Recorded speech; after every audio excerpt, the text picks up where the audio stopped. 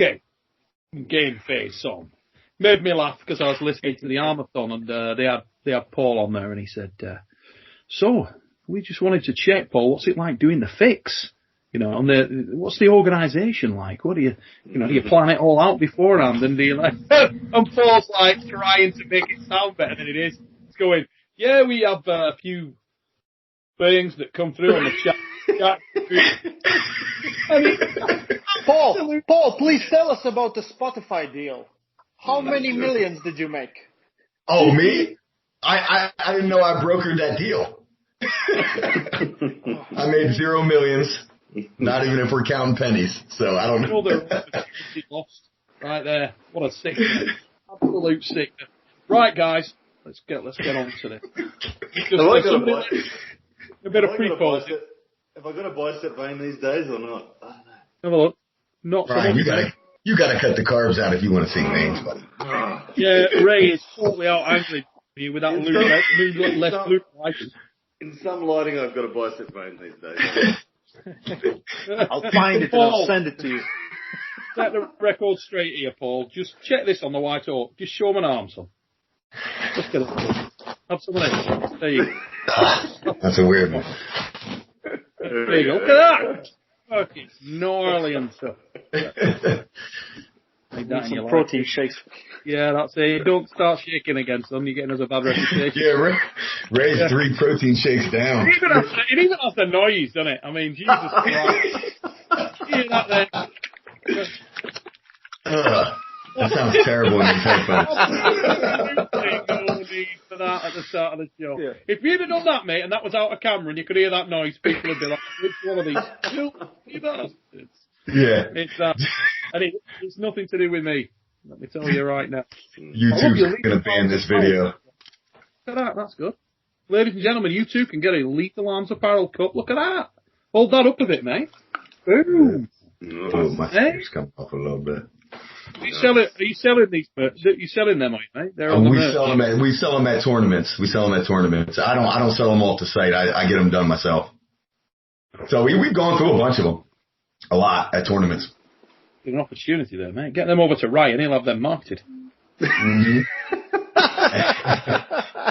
No.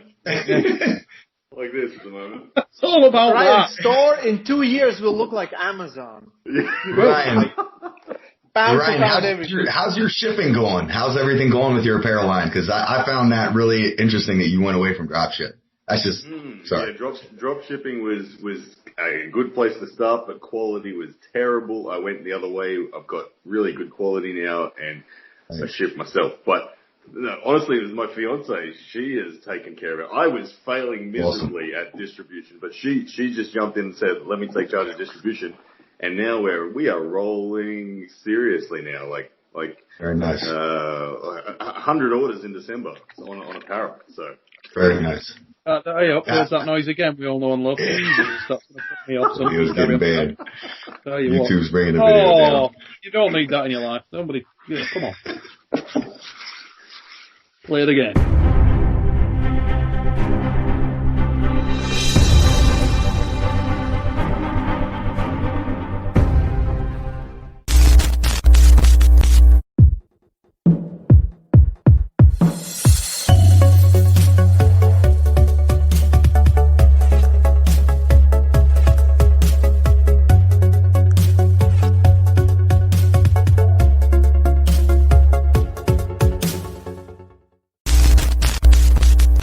Right then, as Ray grips his enormous glowing ball, we're going to carry on with episode 46 of The Fix. That's 46, ladies and gentlemen. We're nearly at the half century, lads. You can feel it. Yeah, you've got to do feel that something big anticipation for that. building. Yeah, we do actually. I've got to hold the bat up. We haven't got a bat, but hold the strap up or something. I don't know. You will notice as well that his hair is much more visible at the start of episode 46 because, when we gave him a bit of a telling off in the interim and said, mate, you got to get rid of that gloomy ass background. Just because Latvia's in lockdown, it's no need to take the edge off the fix. And if you think we've started gloomy so far, we're going to lift it to a whole new level because what the is going on with the resurgence of discussion about the King's move? Why? Why does anybody need that? I mean, the King's move is... Everyone's like silent. Everyone's like... It's one of those things that seems to come back all the time. And I got so many questions. Yeah, it's with every wave of expansion of our viewing content among people who don't really know arm wrestling. They are confused as hell by it. They don't know what the hell's going on. A lot of new fans struggle to understand the biomechanics of what's going on. I mean, a lot of fans just say, "Hey, using your body is cheating." So the King's move is to them represented just as an utter cheat move. And it therefore generates a lot of conversation. Whether as an arm wrestler you're pro King's move or not, it gets talked about from the bottom up, from the new fan up. I don't know, mate. It seems to me like a lot of the pros are obsessed by it as well, though. Right. You know, like a lot of the elite guys are obsessed by the King's move, and even to the point where recently it's got. Engen and Devon were going at it the other day. You had Bob and Devon going at it, and somewhere in those conversations, there was a little bit lost as well. I mean, the thing that frustrates me a lot with it is the fact that people seem to... The message that's going out there is that it's a single thing. And it isn't a single thing. It's a style of arm wrestling. King's move varies greatly from arm wrestler to arm wrestler, from exponent to exponent. And you know what? There aren't that many guys that really do it well. Very Ain't that interesting? Ain't that interesting? For me, my only gripe with the King's move is not from the athlete, but from the referees. I feel like I could say 100 occasions where I've seen a referee say to an arm wrestler, "Stand up, stand up, stand up." Yep. To me, the word should just be foul, right there. If you're saying stand up, your shoulder's already gone below what the referee was happy with. So they don't listen either. If referees just said foul rather than stand up, I think the athletes will change naturally and keep everyone happy, because we know because athletes are always going to push the boundary. We're going to keep staying down low if they're only going to say stand up, because we're bleeding our opponent at the same time. Yeah, I can't make any comment there because I'm the guy that would like to keep running as well as we can. You know, are we calling this the King's move too? When you open up guy and his arm is completely straight and he hangs for his dear life. Yeah, that's or is this King's move? That's it. So I believe here either a foul or loss, because this is like in that's not King's move. Engen describes this. That's just a straight arm. Straight arm. Yeah. You're risking severe injury. Mm-hmm. Yeah. I would be personally happy. I'd be personally happy if all straight arms were called losses, regardless of whether they're at the pin pad or not. Right, but then you're going to enter in. That's the King's move argument, isn't it? About the guy who's got the calcified lock. Exactly. You're going to enter in. Do people have genetic abilities? And let's be serious. I think we've all been arm wrestling here. We all have loss of range of motion. I think I've lost 12 degrees of extension in my right arm and 10 in my left. So eventually, when we get to like Devon's level of being in the sport, are we going to lose, 15, 20 degrees? And now is that an advantage for us? So there's going to be a counter argument no matter what. But I agree 100%. These guys that have full extension and when I had the operations done on my arm, one of the things that the guy asked me, said, when we rebuild this, obviously we're doing a lot of work in there, what do you want me to do? And I said, well, can you make my arm go straight? I requested that he gave me the range of motion back. And why? It was because when I was training things like bench press or doing you felt like a bloody... it was, you'd get there and it was, I don't know, it was leading to other things that were cocking me up, and I felt bad. I didn't like it. I didn't like having that lock. So I said, look, if you're doing just clean it up. I want the whole thing if you can make it go straight. And funnily enough, when I came round from the anaesthetic after the operation, one of the first things that I did was look how, because they had me in the brace, and I looked how they set my arm. Was it set like this? Or was it set straight? And I looked at it and I thought, Jesus, that's straighter than it's been for years. And I was actually I felt upbeat. And the other thing that they straightened out was when they operated on my hand. My hand I had a situation where for whatever reason my tendons had shortened and my hand was like a claw. It looked really ugly, horrible. and I couldn't straighten it. And people would comment on it. They'd say, "Oh, what's wrong with your hand?" And it used to be like a bit embarrassing, you know. So I said again, "Well, I want you to free that off." So yeah, it looked bad. It just didn't look good at all. Yeah. So the fact that people are chasing that injury is quite weird to me. It's quite alien. Yeah. And we see a lot of novices. I've seen novices in training groups ask questions, and they frame the question like, "I've been pulling for 4 months. I'm a King's Move puller. Do you have any tips for me?" And I'm like, what the fuck is this? Yes. So, guys, question. Can you train a King's Move? Like real Michael Todd level King's Move? Yes. Mm-hmm. Yeah, I really believe you can. I think without calcification in your elbow. When you have, like, even though you cannot straighten your arm, if I add enough pressure, it will straighten out. Can you train that? Well, whether or not someone can straighten it is the challenge, isn't it? If you're not doing it with calcification, if they can, the King's Move, and Devon's big thing around the King's Move is effectively an open top roll. Not really. Okay.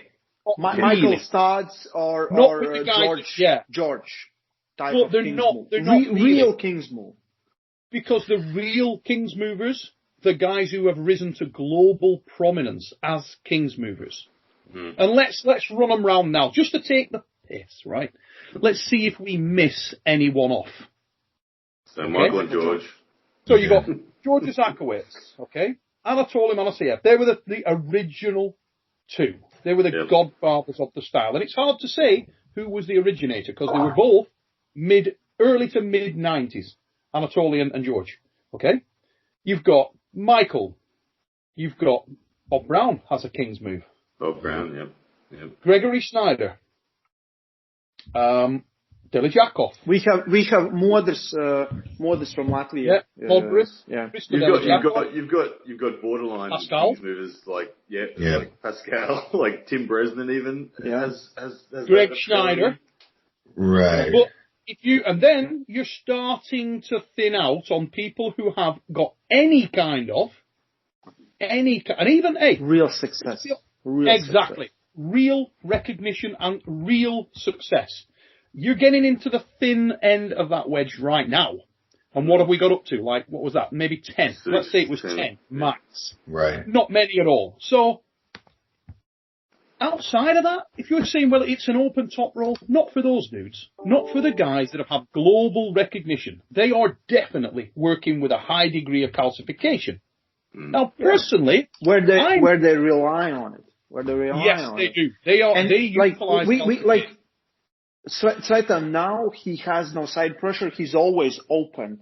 Like, he will get open, but he will stay there. You know, it's not a King's Move. He can hold it there. I don't know how does his arm straighten out all the way, but Sweden is using something similar. But again, he's not that successful. You can beat him. You can open him up. You can pin his arm, you know. Hence my comment, and George, you can train the King's Move. That's where that comment's coming from. Because even of the guys that are King's Moving, there are guys that are far better at it. Okay. Devon has evolved as a King's Mover. He's improved. Michael Todd has, without question, improved. Yeah.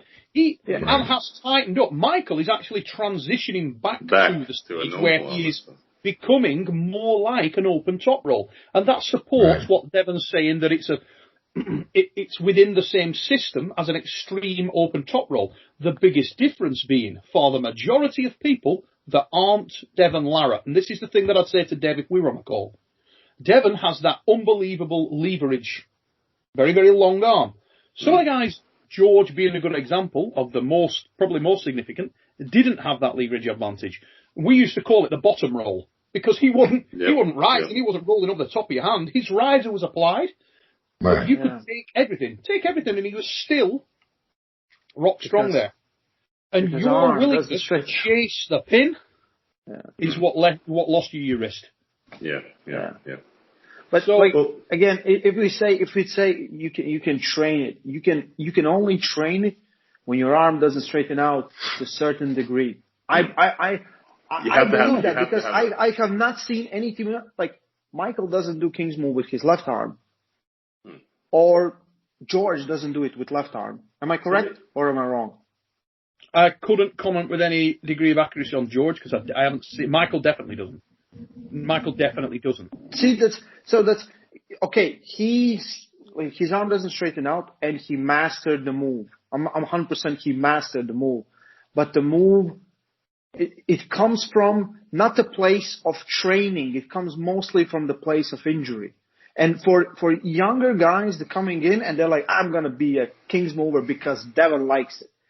It's you're putting your arm in like you're taking away your range of motion. Like Michael has showed me where he can bend his arm and where he can extend it. You know. Well, the other big myth there, Ray, is everybody says, "Oh, Michael only adapted to that after his massive joint when he broke his arm." Michael never bust his right arm. No, he never broke his right arm.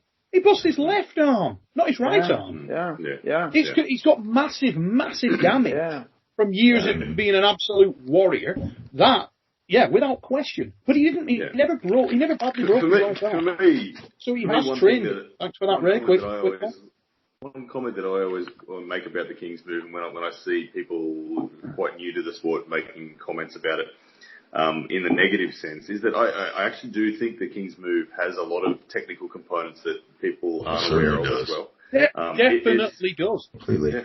I mean, I don't have the calcification to employ an effective King's move yet, but when I defensively high hook, I use so many of the same principles. It's just I'm just using a biceps brachialis instead of a calcification. And there's a huge difference. I don't think people really understand. I have had at least, I think, 2 matches where I have to beat guys in Worlds who have calcified elbows where it doesn't straighten up. When you go and it's hitting like a steel. I've experienced that. And when the guy is just, basically relaxing and you're trying to pin him, that's a different thing. So for everyone who's new, it's like Michael, George, they evolved to this. They like, okay, my arm works like this, making the most of it. Like, that's amazing. But for everyone who's coming new and thinking like this is a move, I don't believe it's a move. Open top roll, when you're opening up, it's a real move. But being able to stay here when you just can relax, that comes with injury. So I think there are common components, aren't there? There's commonality in the component of pronation, but and the component of retention of the rise. You know, I mean, let's be honest. For a guy who doesn't have pronation, did you saw Engen's video? Did you saw Engen's video? He's like, and he made it perfectly. When you are here, the pronation. But when you actually are turning in, you don't have to. Your arm can be supinated, but it looks like pronation. And we use it when we're doing open top roll. But like Devon has this style where he doesn't stay straight, he leans here. Yeah. So this is coming from the King's move, how he arm wrestles. Not many guys can do that. Devon will say squeeze and drag is what he thinks is critical. Yeah. And I do common thing, agree with you 100% that you can train the move. And I personally I'm not emotionally attached to the King's move. I couldn't give a whether some people want it, and I couldn't care less. I've pulled King's movers, I've beat King's movers, I've lost to King's movers. I'm not really bothered. For me, it's just, is it within the rules? Cool, let's do it. Couldn't give it. It's like a boxer saying, you say, a guy that ties you up in a fight a lot. He ties the fight up, he spoils the fight. It's legal. He can do that until the ref separates. Well, so if he's continually spoiling the fight, it's the tactic. Is he able to do it? Yeah, he's able to do it. You can't do anything about it. It's a style of fighting. I personally have no problem with it. It's especially seeing Michael and George and these guys at the top level doing it. Is it frustrating? Is it sometimes frustrating to watch? Depending on how you look at it, but it makes for really long and good matches. And it makes for good television, in my opinion. But I think that the one problem that I have with it comes back to what Ryan said. Like when you have new arm wrestlers trying to do it. And looking at it as like that's what they want to do. Like I did a seminar in New York a couple weeks ago, and we were talking about the basic moves and everything like that, and somebody raised their hand, so are you going to talk about the King's move? I said, absolutely not. I said, if you are coming to me who has 4 years of arm wrestling in, or like if I'm giving a seminar, then you definitely don't have enough time in to be considering this move. And really that's from a sheer injury perspective. I've now seen 3 torn biceps and 2 of them in practice with people straightening out, dragging and rotating and overextending their elbow. I watched. The problem is they see the success of it. They see the top dog is doing it, but they don't understand mechanics behind it. Why can't he do that? That's. I believe it's good that we have this discussion. I put a video. The stigma attached to it. Sorry, go Ryan. I put a video out the other day where I personally said, no more King's move for me. And the reason, not that I ever was a King's mover, but I just felt my progression. If I was to pursue a King's move from here, I feel like I would be capping my progression in the sport. Right. I may one day have a great King's move, but not yet. There's still so much more foundation that needs to be laid in the fundamentals. And there's a far bigger upside in laying fundamentals than there is going to a King's move. Well, and I think if you really asked like Devin or Michael, if they were able to have success against opponents that they have King's move in a hook per se, or in a tight top rope, I think that they would take that option if they're being honest with themselves. And I think that's kind of what Angen's going at when he's constantly saying desperation move. That's the last option. And I also identify with what Devin's saying is like, I'm a fighter. I'm going to use every option I have. I'll bite you if I have to, if there's no rule against it, you know? Yeah. So I see both perspectives on it, but let's be serious. I don't think anybody says I want to win like this. Michael told it's not desperation move. And Michael told King's move his ass off, and there's not a desperate ball in that man's body when he's King's moving. And I'll tell you what it is. Izakowicz, George, same situation. And I told him, man, I said, same situation. Dude was not panicking, was not desperate. The look on the face of it, he didn't have plane that crash. should tell you something. Yeah. That should tell you something. At no time did you ever watch an Izakowicz video when he's like this. It just didn't happen. The man's chilled, he's relaxed. And yes, it does tell you something, but it's not desperation for those individuals is what I'm getting at. Exactly. For those individuals. It is not desperation. There's not an ounce of desperation. It's clinical. It's planned. It's a strategy and an approach and a style of arm wrestling. Is it a swine to beat? Absolutely. Horrible. Yeah. And I can't do it. I can't King's move. You know? Yeah. It's not desperation for them, but the guys who tear their bicep, it's usually desperation. And that's, I think, the finer point. When you have no options left and you open, then you want to win. That's a different thing, but this is why we have this discussion. We want to make a distinction from those individuals, from everyone else. They are different. They can use the move fully. I can't. I don't think any one of us can, you know. Well, I don't think there are too many similes between other things, but if you have a situation where you've got a strong man that lifts things technically incorrect. I always remember when Eddie Hall was lifting the 500 kilo deadlift, right? And I would go onto forums and I'd read forums and some dude in a gym would be saying something to Eddie like, well, your form's incorrect. You're not lifting that correctly. But the man lifted 500 kilos, okay? He broke the world record by close to 40 kilos. So you're in a situation where if he has the capability to get that weight up, it really doesn't matter it doesn't matter. Did he get the weight in an ABC lift? Yeah, he did. So whatever you say about that, forget his form. The man lifted more weight off the floor than any human being before him. Yep. End of. I've always subscribed to the belief that if you are in like the top 0.5% of strength in any movement, no one should criticize your form ever, regardless of how you're moving that weight. You know, if you are in that upper echelon, and you know how it is in the gym. I've had so many people come up to me in the gym and tell me I'm not doing something right, and I might be moving 405, and they're going to tell me to tuck your elbows more or something. And then they're over there with 225, and I'm like, come on.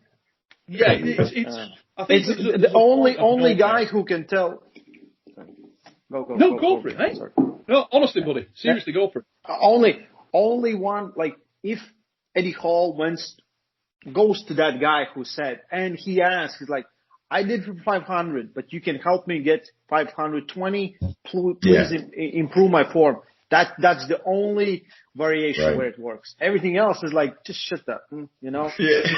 You have no say when you cannot lift your ass out of the couch, you know? Yeah. I had a moment like that. I had to really cautiously approach this, and I was like, I was at John Brzezink's place, and we were pulling, and John admitted to me, he said, I'm not that good of a strap puller. Like, I don't understand the strap. He said to me, you're a better strap puller. Show me. And I'm like, hang on a second. John wants me to show him some technical strap. And the whole time I'm shitting myself, like, hang on, I shouldn't be telling John how to do anything in arm wrestling. But he was asking, because he was like, no, I think I could maybe enhance my game for top 8 if I was a better strap puller. So it was different, but I had that. The alarm bells were going off in my head that, hang on, why am I coaching John? Well, it's funny, we're going sort of back into the King's Move thing. I did a thing for the WAL with Mike and with Devon, where they were breaking down the King's Move, and you got to understand within that there's a little bit of devil's advocating as well. I think I've got a pretty solid understanding of the King's Move, but I would like to understand more or to test that theory. I'd like to sort of have people walk me through the disparate elements of the movement more and more to see what elements within the move, what fundamental elements within the move can be utilized into other styles or built into other styles, particularly from a transition perspective. And I'm not sure there are any, but I'd love to. I think I've got a reasonably good understanding of it. I'm not sure there are any, but I'd love to find out. Because one thing that I'm 100% in agreement with Devon on is the evolution of the sport and the evolution of technique, and it kind of has to evolve. Whether that's just that the arm wrestlers are universally becoming more well-rounded, which I believe they are, you know. I love the concept of the cock of the walk, where Rob was offering the additional prize for anyone who could win with the 3 fundamental styles at the time, you know, the 3 accepted styles. So you could win in a hook, win in a top roll, win in a press, in a purist form. You got something. I love that. I love that. Because I'll tell you what, under fire, there's not many that can. A lot of people have the go-to. When you're in a set of guys that are all killers, you're on third, and you're going to, I'm going to go at him in a hook. How many guys are going to step out of that comfort zone? I think that's ace. Yep. That's the X factor. When you got 14 guys in your class that are all, you know, in the top 20 in the country, how many of those are you going to commit your shoulder against when you're a primary top roller and risk losing? I absolutely loved that about 2 guys and why these 2 guys I'm putting out there as my personal holy grail pullers, right? And I'll tell you who it is. John. Yeah. And Svetan Gashevsky. Right?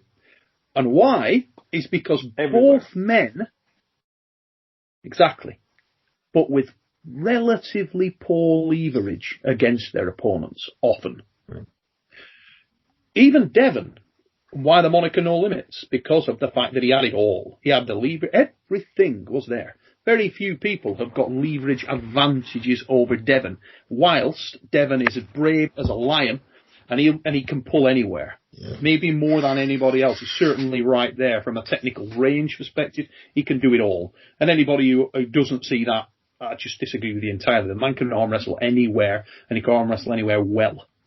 Now, John Brzezinski and Svetan Gashevsky added elements to that. What elements am I talking about? Attack and defence as a separate individual component. So if you wanted to go fast on the A side only, they would do that without a problem. Devon ordinarily pulls a lot on the counter, and why wouldn't he? Because he's made to do that. But a man with a shorter lever has to go through the gauntlet a little bit. They have to attack a little bit against certain pullers. Now, Svetan, terrible leverage against a lot of the guys that he pulled. You'd often see him pulling heavyweights, and he's not a big man. We're talking about a man who started at 154 pounds again. Small, short forearm, small hand, but could do he's still everything. 75, 80. Yeah, still there. Always. Yeah. And yet, an 20 years amazingly, later. anywhere you want to go, mid-match, under fire, at any level, with a guy who was right there, he would match you any position you want. With a wrist, without a wrist, top roll, hook, press, couldn't give a monkey's. That's what I rated so highly about those guys. I love that too. I love that. That's the style of arm wrestler I've been dreaming in my head to try to build myself to become constantly. I'm a big fan of that style too. Those are the holy grail too for me, because with all the others that you mentioned, there's not many that you can't look at and think, you've got a very defined style. If people would categorise you as a defined style, you can step out of it. Yeah. But it's the blessing of being mid-pack in terms of shape and size. It's the strength of being mid-pack that you hook the tall guys, you roll the short guys, you press the guys with no side pressure or whatever. And you do that because you have to. So you become well-rounded because of your middle-sized, average-sized frame that you got, which John was amongst the even though John's big and thick and wrists and everything, amongst the guys he was beating, John was mid-sized. He wasn't a giant. So,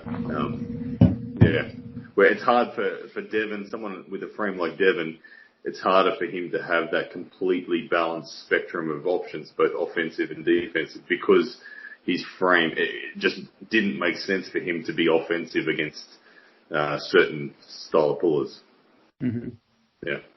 And I think a lot of the time as well, some of that has been bred by watching the evolution of Devon was really key, because Devon went from a much better attacking arm wrestler to a very defensive arm wrestler as his club grew and he was at home more.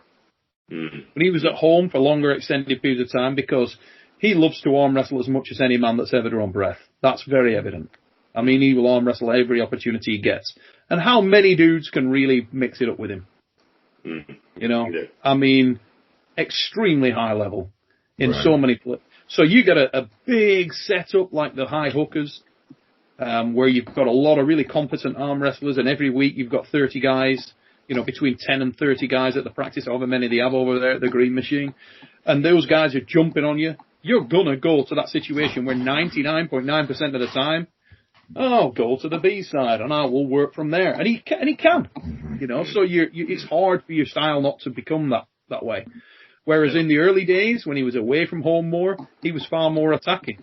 And you saw that transition in his style. Yeah. And it's interesting. Well, I had a seminar with Crassy the other day, and Crassy, we talked about this. We talked about how do you train when you're the strongest guy in the club, and he wasn't a fan of that defensive nature at all. He was like, no, get your weaker guy to use two hands, get your weaker guy to put a band around his shoulders. Don't allow yourself to be that relaxed, stronger guy. Always find a way to have to put your max effort in.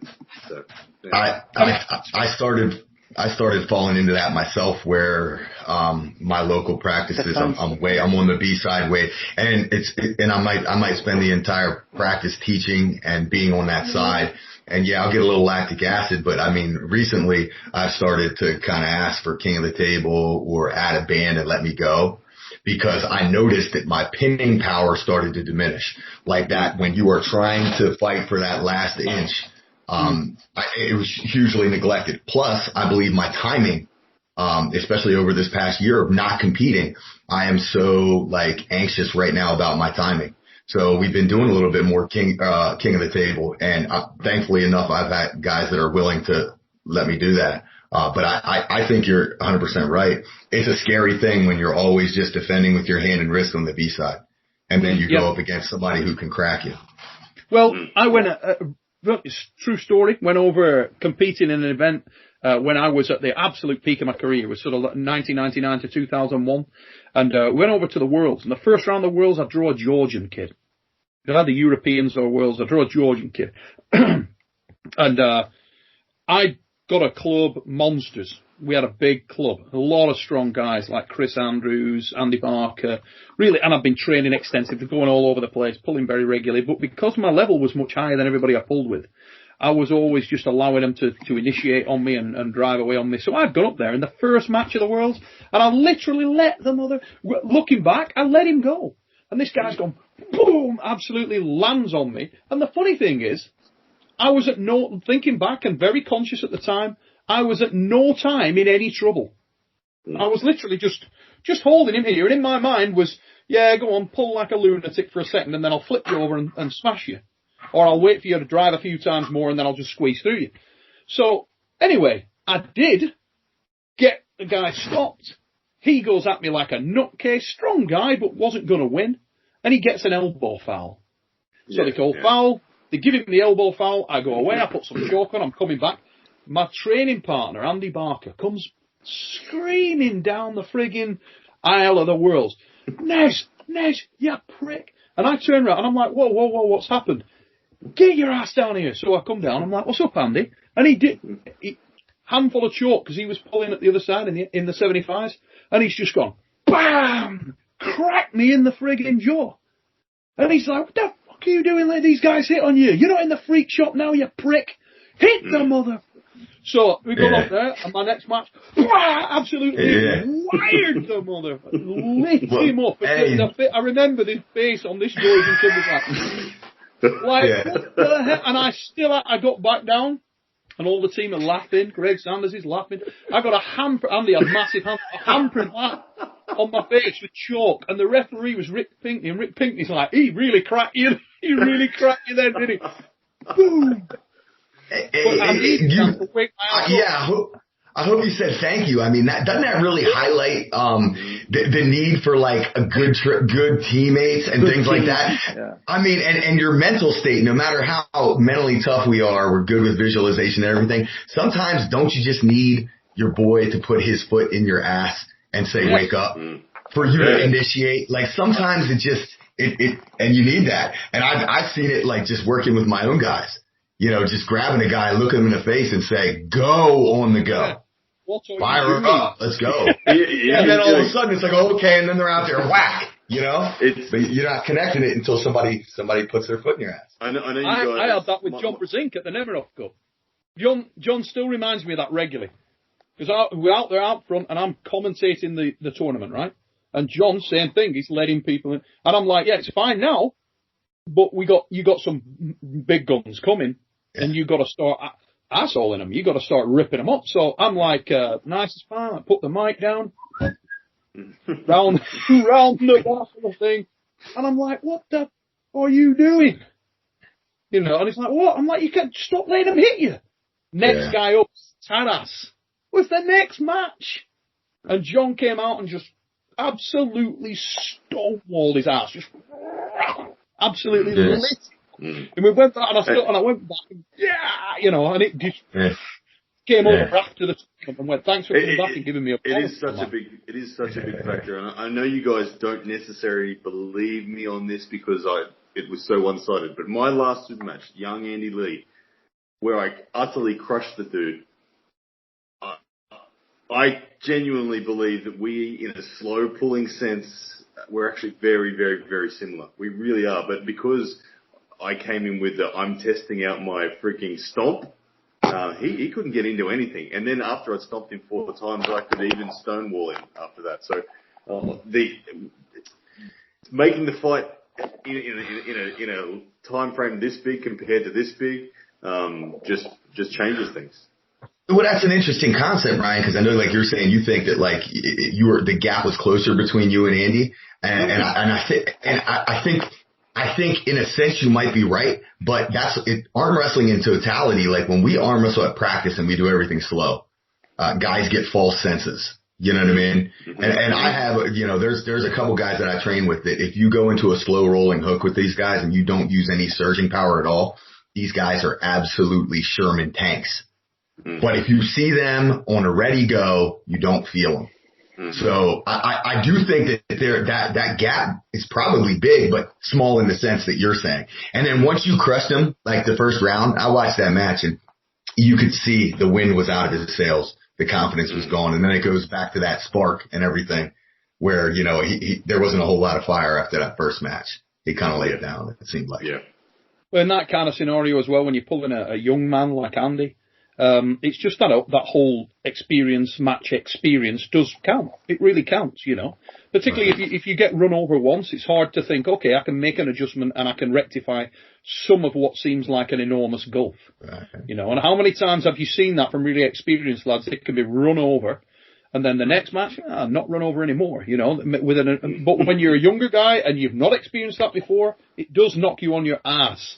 When you get put down like that, you think, yeah, I'm not in it. Yeah. I'm not in it. I tried to comment positively because I think that's probably something that he can really grow off of. And like you said, you don't believe the gap's that big. I mean, if he finds a way to stop that match, now all of a sudden the gap doesn't look that big. But it's easy to think, I got 6-0 and, you know, I got crushed and I wasn't in any of the matches. But, you know, the gap may be large in that aspect of the ready go, but if he can find a way over the next couple of months to get a stop, maybe he can have that match again and make it look a lot better. Biggest thing Andy's got on his side is he's only a puppy. Young. He's got all the time in the world, you know. Yeah. Doesn't matter. It's just puppy. Not even warmed up yet. Yeah, no one's as much a puppy as you, right? Right. You're the puppy. Yeah, Ray. Still getting asked for a day? It's amazing, Ray, because he's 175 years old, but his face is only 12. Yeah, that's right. And I'm going for it. Hunter Krastimir last night, mate, and he was telling me that he went down a very similar path to yourself in terms of when he first started. He was very good at bench press from an early age, and he went down a similar path to yourself in terms of thinking, should I be an arm wrestler or should I be a bench presser? You know, which reminded me a great deal of you. I nearly said at one point, you know what, you're very, very similar to Raimonds Liepins, and then I thought better not though, because in terms of hair, it's not even close. Not even close. Not even close. His hair game. I mean, he's gone for the full Jamie Sheldon, and you look what you're looking for. Version of Gru from Despicable Me. Yeah, he's no legs. Really strong. That is Cressy perfectly, I reckon. If you've not seen that, guys, I that's out there. Did that a couple of weeks ago with Krasi. It's out there. Fascinating character, Krasimir Kostadinov. And I've mentioned before on the shows that some guys came into the sport with that high level. They already had their foot 3 rungs up the ladder. If ever that guy existed, Krasimir Kostadinov is that guy, because things, if you haven't seen the show, without sort of taking away any of the things that he throws in there, the fact that at 17 years old, he rocked up at the Bulgarian Nationals, which was his first ever real show of any magnitude, and he takes 3rd place in Bulgaria, where the residual level of arm wrestling is crazy. As a novice. A novice finishes 3rd in the Nationals. Crack sideways. I mean, that's immoral. Because that's not just showing up at any Nationals. The Bulgarian Nationals, where the sport was already televised and arm wrestlers in Bulgaria were already recognised celebrities, could earn money from the sport. And this guy shows up as a pup and cracks. A lot of the top guys finish his 3rd in his first ever event. Jesus, that underlines the pedigree of that particular dog. Krassi's mind, I think, is even stronger than his body. He's so methodical and confident about what he's doing. Like the match with Kurdech, which I think is the best Paul super match that I have seen in past, I don't know, 5-6 years at least, maybe ever. But he is losing. He cannot take his hand. He cannot get in. And he's standing there, and I'm looking at him, and I'm like, do I need to come and help? He's like, I'm fine. He's like, rubbing his elbow. He's like, I'm going to try this. And he wins the match. It was just, we talked for hours before that, and his mindset, he's like, yeah, I'm going to win top 8. I don't care. I'm going to win top 8. I'm going to weigh maybe 115 kilos. I'm not going to get bigger. I'm not going to take any drugs. He's like, no, I don't care. I will beat those guys. And he went that road in WAF when did he win? I don't think he won super heavyweights. He didn't manage to win that, but he won every some class. Impressive wins though. Yeah. He got some, he took Against some Lemon. big names out of the game. Yeah. You know, but we've had that argument a long period of time. Me and Chris, in fact, we actually start that. We have a bit of a laugh about it on the show. But he said to me, I'm going to be overall world number one. And I said, look, I wish you all the luck in the world, mate. Personally, I think your aspirations should set a little lower in the weight classes. You're just not a big enough frame. We have that discussion. It's like a running joke with me and Krassy. He goes, oh, here we go. You're going to tell me I can't be world number one. And yeah, I have said that to him. I said, look, love you, dude. You're strong as, a troll's breath. But I don't see you being I think the he needs that mindset. That's him. He needs that mindset. Like, I love it. I love it. It's so Krassy doesn't give up. He can go and win Zloty Tour and then lose a local tournament to 80 kilo guy. He's like, I don't care. When you need me, I will show up. And I will kick ass. Yeah. Then he's been involved in some of my favourite matches ever at the WF Worlds as well. I mean, I'll never forget the final with Liev. Mate, that it was a drama, Ryan. It was a friggin' drama. You were stood there watching that thing unfold, and there were so many little issue, then it'd restart, and both these guys were absolutely on the peak of their form. Liliev obviously starting as favourite, great arm wrestler, explosive as hell, massively gifted, super strong, looked like he couldn't have been more ready, and it just went off like a bomb. It was like at the Worlds, there's always a couple of encounters that everybody in the building's like, can't wait for that. Yeah, everyone stops, and then it literally did. The other tables, it's like, okay, they're going to pull. Everybody. You can be up there dripping up, and the two referees are going, you mind if we just hold your match a second while and we're like, absolutely. Ringside. In the last Bob Worlds, it was Sasho versus Zaluyev. No, not Zaluyev. Zaluyev. Yeah, 90 kilo class. Everyone stops. Nothing's going on. Everyone's watching. Boom! Everyone's like, oh, and it goes, Yeah. It's mega. For me, those matches, the one ingredient that sets alight those matches most, aside from reputation, is when the balance of power is so friggin' knife edge in the setups. Yeah. And both, I know, here I win, here I lose, here I win, here I lose, and both people will not settle unless they get the one that they think they've got. And it's just butting heads, referees, nightmare. Yeah. And as Neil said, it goes on for 10 minutes because neither guy's backing down. They don't care who the ref is. They're telling the ref what to do, and they're getting what they need. And what made that one as fascinating as it could be was the absolute clash of styles that you had up there. That clash of styles made it so entertaining because you've got the absolute outright top roller in Liliev. And you've got Krassy, who's just he couldn't be more focused on trying to get that carving shoulder press. And then when the wrist flattened off and it just stopped, the whole place was bristling. It was ace. One of the most entertaining matches I can remember. It was absolutely fantastic. I love it when that kind of thing happens. And so many times I've been upset or annoyed at World Championships where you've got that encounter and some micro foul writes it off. You know what I mean? It starts to happen, and there's a foul that's absolutely microscopic, and both arm wrestlers didn't know it happened, and somebody spotted it. Oh, foul! You're like, oh God, no! You've waited the entire year to see those guys match, and it never happens, and you feel like literally going up and volleying the referee in the dick.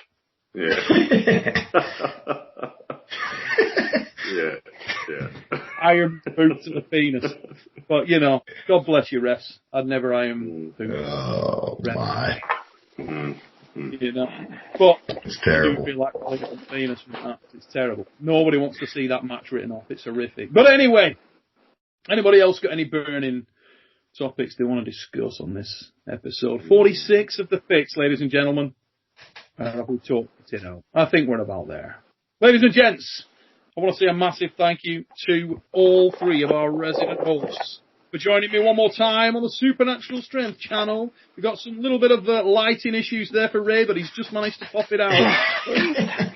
It's not good. It's from front. It doesn't. It will not work. Nice. Just before we leave, guys, who's got anything exciting coming up in the next on your channels? Has anybody got anything that you want to put a little plug out on? Yeah, I'll go with the February 6th. I'm taking on Ben Carroll super match. It's just only a few weeks away. Biggest super match I've ever had. Yeah, so can't wait. What's the betting? Let's have a quick whip round. Paul, who wins, Ben Carroll or Ryan Bowen? Oh my God! I mean, you gotta give Ben Carroll the favorite. I mean, everybody who's really follows Australian arm wrestling probably has him as the number one.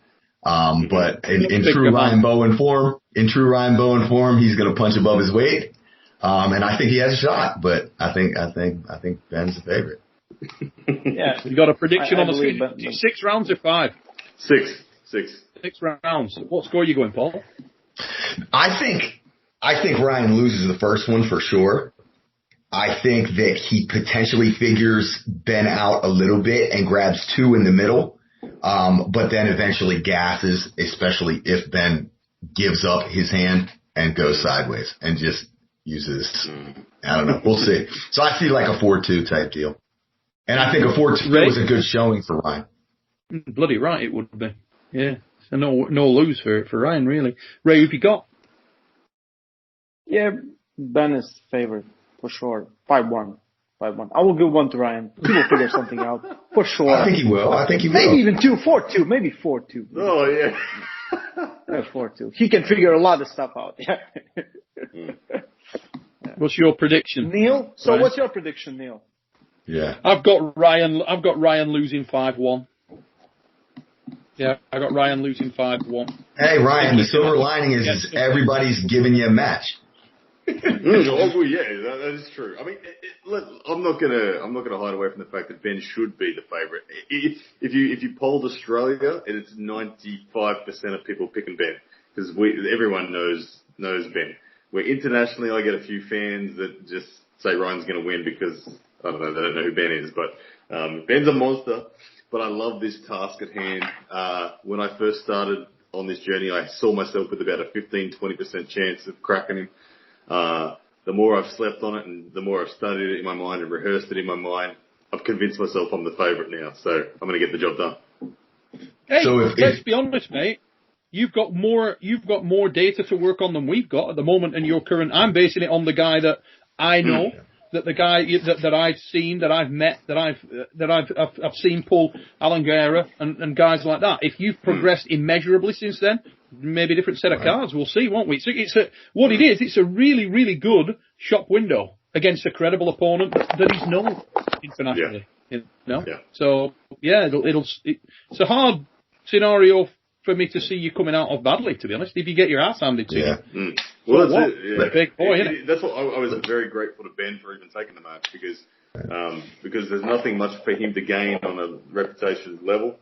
All for him it's all for me to gain and him to potentially lose. So there's a lot of pressure. If I crack him in one of those early rounds, he's gonna have to really be on top of his game because if he lets the anxiety get in that shit, I'm about to lose my reputation, he'll fall away. So I expect him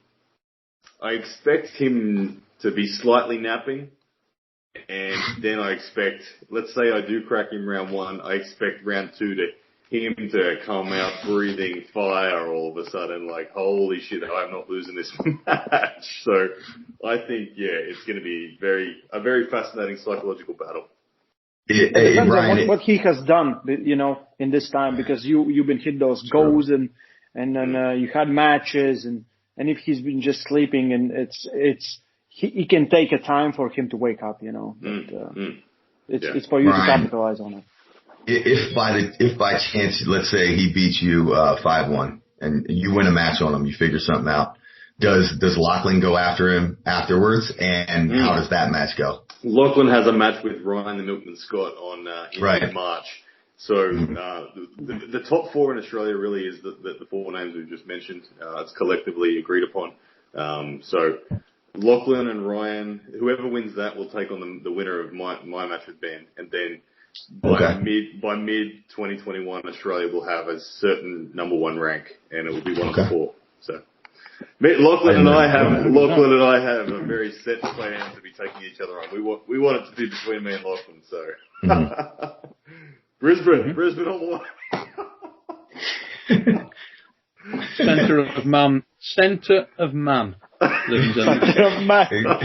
Brisbane, Australia, the birthplace of you guys know you'll come to Brisbane eventually. All three of you will be here. You watch.